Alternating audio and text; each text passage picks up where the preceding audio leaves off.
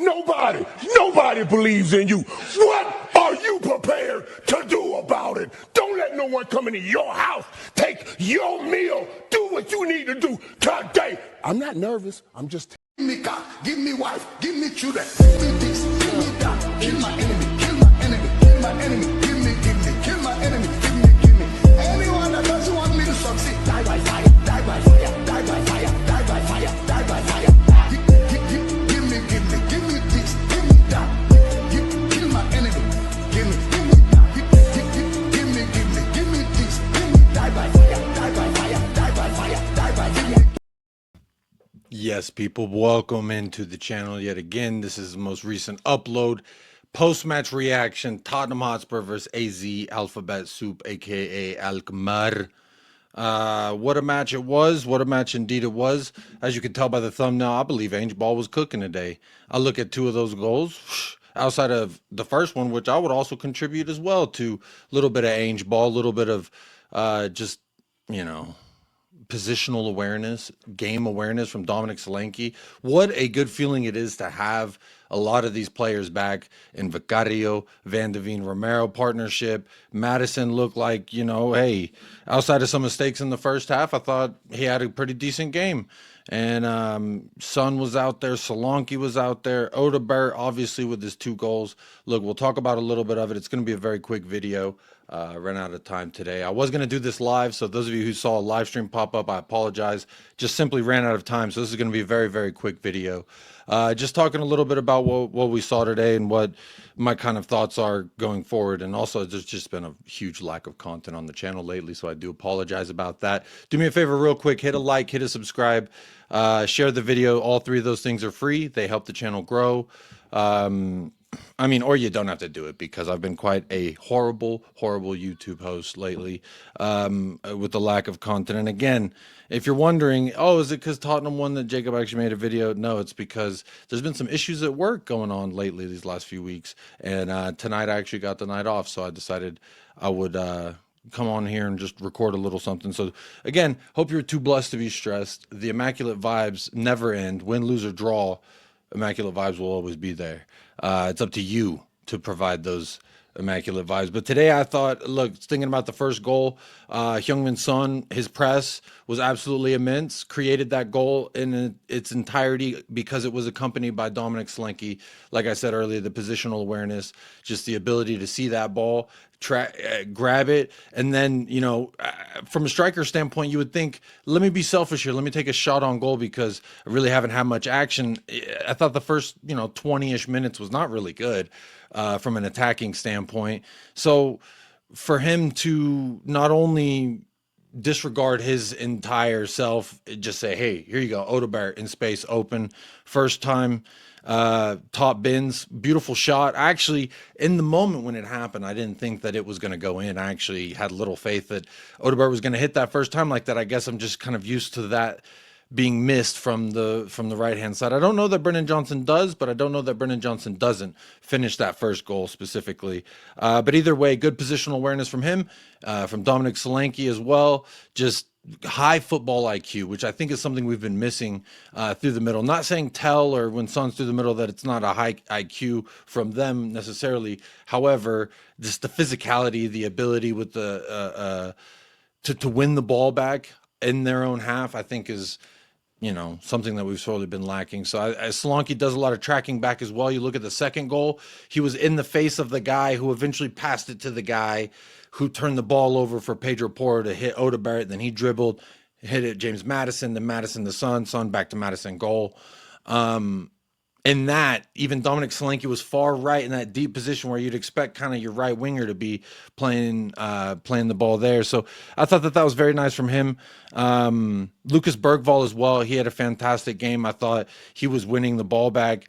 I think every time it was. If there was a tweet that I bookmarked about it, yeah, 44 out of 48 passes completed, 1 chance created, 3 out of 3 successful dribbles, 7 out of 7 ground duels won, which was the main thing that stuck out to me. It just seemed like every time he went for the ball, he won the ball. Now, the goal that they scored to equalize on aggregate, I do blame him for that mistake. However, there was some shady business going on, shall we say, before that goal as well. So I don't entirely blame it on him, but it was him who passed the ball very softly and to Odebert, who was tracking back, playing some defense, and just a mistake. They capitalized on it. Kind of, something I had heard about our first goal was that, oh, we couldn't create until they made a mistake. It was Son pressuring, which was him creating that mistake, and then we capitalized on that mistake. And another thing that is, a lot of people upset because Van de Veen goes out and then we concede a goal when Archie Gray should have arguably won the ball back from that guy. Sure. But Van de Veen has just come back, hasn't actually really featured, and to my knowledge, when's the last time he's played 30 minutes, or 90 minutes? So to take him off at 60 made sense to me from a physicality standpoint, because you don't want to kill the kid. And he is one of those that we are trying to wrap in cool and cotton and wool is what I was trying to say. Because every time we've played him, he comes back, he gets hurt just because of how good he is physically with his pace. And we saw that again, just absolutely immense for the entire 60 minutes that he was out there. I thought Van de Veen was fantastic. Romero, I thought he was all right. I didn't think he was like dog shit, but I thought he was okay. Nothing really stands out except for the shithousery, getting in Troy Parrott's face, getting stuck in a few times, carrying the ball forward. Early on, I saw there was a moment where Lucas Bergvall and Romero, it was like Bergvall dropped real deep to receive the ball from Romero, but Romero just kept driving up the pitch with it, and it almost seemed like, maybe Bergvall wasn't expecting that. So it was, a little bit of that fitting into the new shoe, it felt like, for the first half. And then that second half is when I really thought Ange ball was coming alive. Again, Ange ball created the first goal, which was that high press, the high intensity to continue to press in the opponent's half. So for me, that was Ange ball. Second goal, that was absolutely Ange ball as well. Pressure him, hit him, bang, bang, pass, boom, pass back, boom, goal. James Madison, tidy finish, helped create that goal. Great carry and dribble from Wilson Odebert, who again is one of Ange Postecoglou's guys, just for what it's worth. He has been trying to sign him since Burnley was in the Premier League, to be honest. But also, I thought that was very nice from Odebert. I want to talk about him just real quick again, because I specifically have been calling out for a player that has a willingness to pick up the ball, dribble, and go and beat a man or two. And for me, in the midfield, Lucas Bergvall is kind of that guy. You see him pick up the ball, go around a guy, then pick up the ball again. And Odebert showed a lot of times where he was on the left, on the right, and he was just kind of going all over the place with a real willingness to A, track back defensively, and B, go forward with the ball at his feet. And I like to see that very much. And, I can't speak highly enough about some of the mentality from these kids, because again, Lucas Bergvall, for me, was one of the best players on the pitch today, and he's fucking 18 years old. Archie Gray, I thought, got kind of thrown into the deep end as the waves were crashing, so to speak, and we saw that. We did concede from that. I don't think that Ange's substitution in that moment was the reason why we created that goal. That's just my personal opinion. I was watching, shout out Elijah, Too Much of E. I was watching his watch along, or listening, shall I say, and I didn't really think that was... I don't know. It didn't seem, they were very upset about Van de Veen coming off. They were, I fucking hate this manager. Oh, I hate Ange so much. And I get it, y'all. Like, I really do understand people that are just of the mindset that no matter what Ange does, it's not going to be okay. You don't like it. You don't want it. And okay, but let's just admit that he's damned if he does, damned if he doesn't. Because and Elijah hated it when I said if Mickey Van de Veen were to get hurt, y'all be all on his fucking neck because Mickey Van de Veen got hurt and Ange is playing him too hard, etc. But in a match in which the press conference is leading up to, they're saying to Ange, hey, this could be it. You could be done at Tottenham. This could be it for y'all season, really. What are your thoughts on that? You're going to go with your best options. And our best options to start was Van de Veen, Romero. And I felt the same way versus Chelsea whenever they eventually both got fucking injured again. So to me, that I think the sooner we admit that whatever Ange does, we're just not going to like. I think the better. And I'm trying to pull up the third goal here because I'm thinking about, so as you can see here on my phone, I just pulled it up. I'm not texting somebody on a pre-recorded video because that would be absolutely silly. This is not the goal because I was 70 some minute. There it is. So looks like carrying the ball.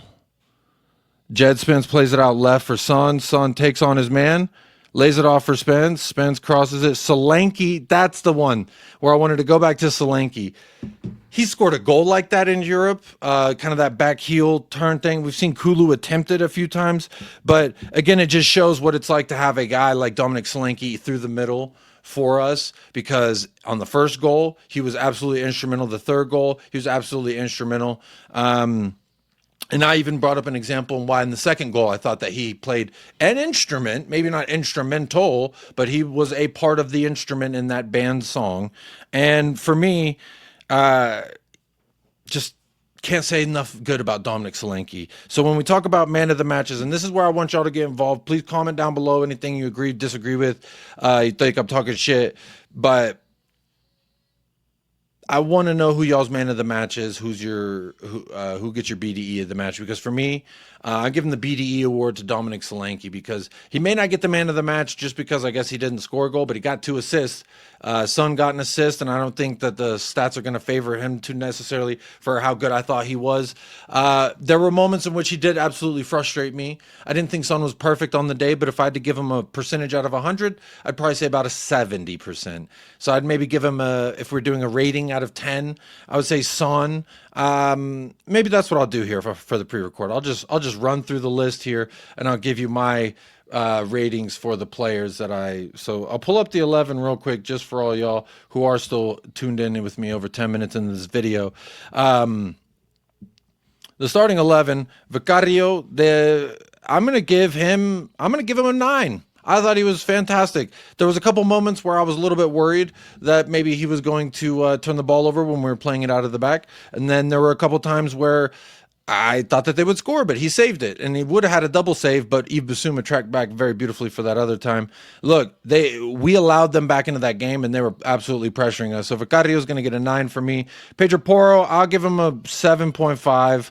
I just thought it was a standard performance. Not great, not horrible, just didn't get beat too often by Poku like he did the first meeting, but we move.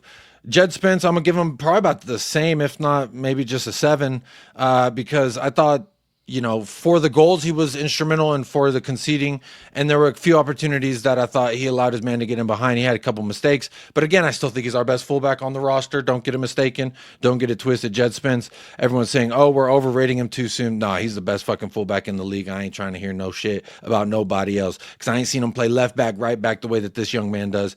In regards to the center backs, Mickey Van de Veen, Kuti, I'm going to give Mickey Van de Veen, I'm going to give him a solid 8. I'm going to give Van de Veen an 8. I thought he was fantastic, cleaned up well. Romero, I'll probably give about a 7, maybe a 6.5, 7, because there were a few wayward passes. I thought that he was kind of clunky in a couple moments. There was that yellow. Did he get a yellow card? No, I don't see a yellow card here, but there was a foul that he gave away in the opponent, in a dangerous area for the opponent, and I thought it was just kind of a lazy play. Lucas Bergvall, for me, I'm going to give him a fucking 9.5 or a 10. Is it too crazy to say a 10? I'll give Lucas a 10. I'll give Papa Matasar, I'll give him a 7 or an 8. I'm not trying to think too much about it. James Madison, I'll probably give him an 8 as well. I thought he was pretty good for what it's worth in the minutes that he shared. And a lot of people were still upset about James Madison getting subbed off as well. I thought that was weird because anything after, 65 minutes or so, James Madison's not going to give us too much more. And I thought the same for Son. Should have been subbed off, but he didn't. On the day, I'll probably give him about an 8 as well. I think that's back to his maybe 8.5 just because he's so damn beautiful. Dominic Solanke, I'm going to go ahead and give him a fucking 9. I know he got the 2 assists. Maybe I'll give him a 10. I don't know. 9 or a 10. Maybe a 9.5 just to be safe. Because Dominic Solanke, I thought, while not getting a lot of opportunities, he was absolutely fantastic in the parts he played for those 3 goals.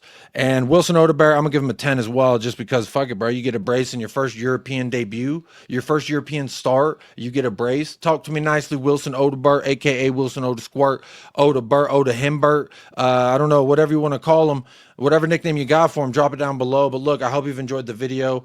Again, sorry it's got to be so short, and sorry for the lack of content. I will try to get back on this horse as life continues to fluctuate. But look, I hope you stay blessed, stay fresh, up the lads.